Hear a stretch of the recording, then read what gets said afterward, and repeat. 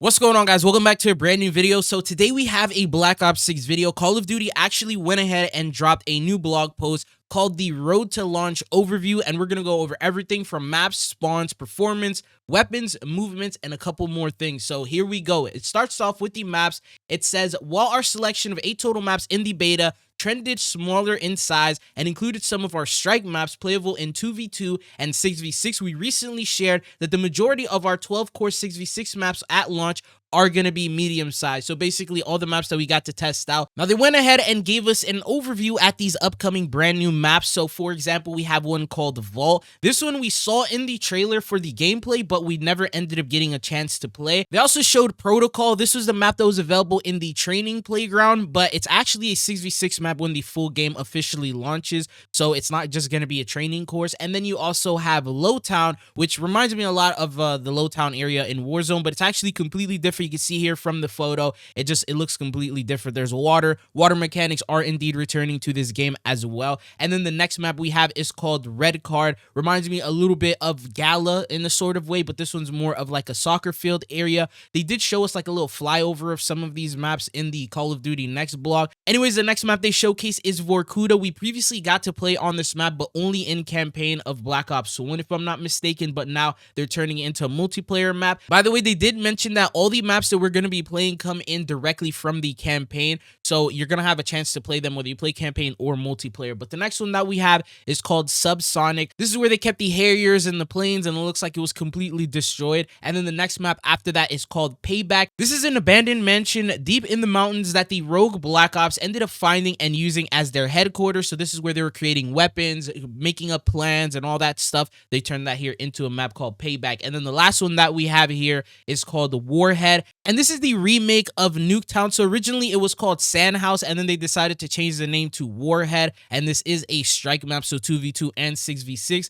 And I guess it will be available here at launch because they decided to show it. But anyways, they mentioned that no, all these images that you're looking at here are a work in progress. They said we're excited about the map variety we've got this year, and we always take competitive play into consideration for multiplayer. We're looking forward to unveiling our map selection for CDL and ranked play arriving in Season 1 in Black Ops 6 in the coming months. Map sizes and game flow are critically important to us. We look forward to seeing you all jump into 16 brand new maps at launch, with many more to follow in our live seasons. And then they said we're evaluating some changes to cover placement across multiple maps, including some of our beta maps, which we'll be able to share more details on closer to launch. And then they talk about these spawns. It was a pretty big issue throughout the beta, and they said as a key companion to maps, we want to update you on the spawn system. One of the most important reasons we have a public beta is gathering spawn data from our players. Now that we have 2 weeks worth of player data, we've already made big strides in dialing in our spawn logic and identifying and resolving issues within the spawn system across the game for launch.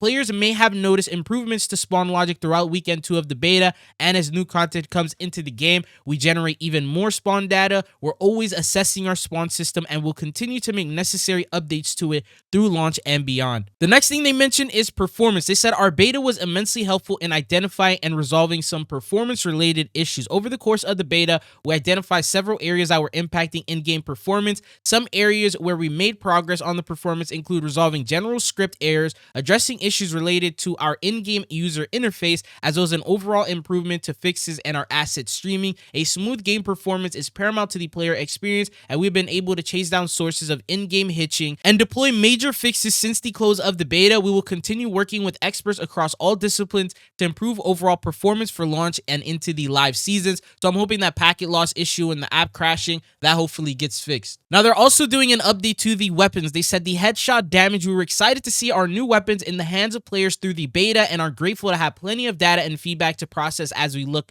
to balance updates for launch. A common piece of feedback we saw was that low headshot damage reduced the impact of skillful play and made it difficult to challenge certain power positions. We agree with these points and are working on adjustments to many weapons to reward players who land multiple headshots during an engagement. That said, we do not want hit location multipliers to significantly affect the consistency of time to kill in Black Ops 6, so we will continue to monitor the effectiveness of headshots during launch and beyond. And then they also updated the bullet penetration. So it says bullet penetration is another system that we will be improving for launch. In general, players should notice fewer extreme cases of bullets doing far too much damage through certain surfaces, aka a wall bang, while also not penetrating as expected through others. Example, those pesky snipers behind the radar dish on Scud. And then they said there's more to come. And of course, we continue to review data and feedback regarding general weapon feel and tuning. We're also keeping tabs on overall weapon class balance in the context of our entire map pool. Some specific changes coming to launch include improvements to fluidity of sniper ADS,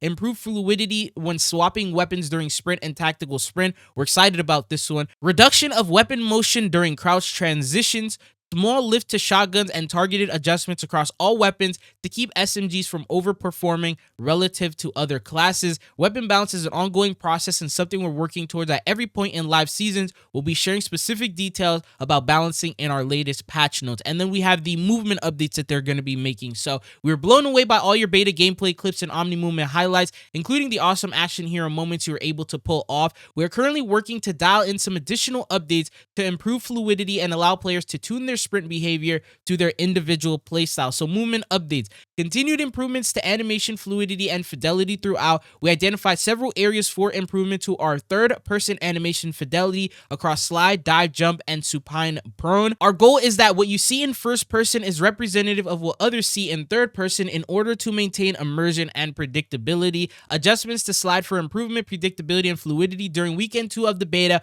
we increased the time before you can enter supine during a slide. After further assessment based on your feedback, we've reduced that time to find a nice middle ground between where it was in the weekend 1 and 2. Reduce the minimum time to slide after sprinting to prevent accidentally crouching when intending to slide, also known as dead slide. Slight reduction to the maximum slide duration, and then intelligent movement updates. As a reminder, you can find our suite of intelligent movement settings in the movement tab under controller or keyboard mouse settings. These settings are broken down by sprint assist, mantle assist, and crouch assist with the intention of letting you fine-tune your experience, with the result of requiring drastically fewer inputs with basic movement and omni movement in Black Ops 6. We identified an issue that in the beta with additional settings for mantle assist that allows for further tuning of directional mantling. These have been resolved and should now behave as expected. And then they announced a couple more extra things. So for example, they said, while we're sharing a more comprehensive list of our launch patch notes, we want to give you a quick taste of a few changes coming at launch based on community feedback.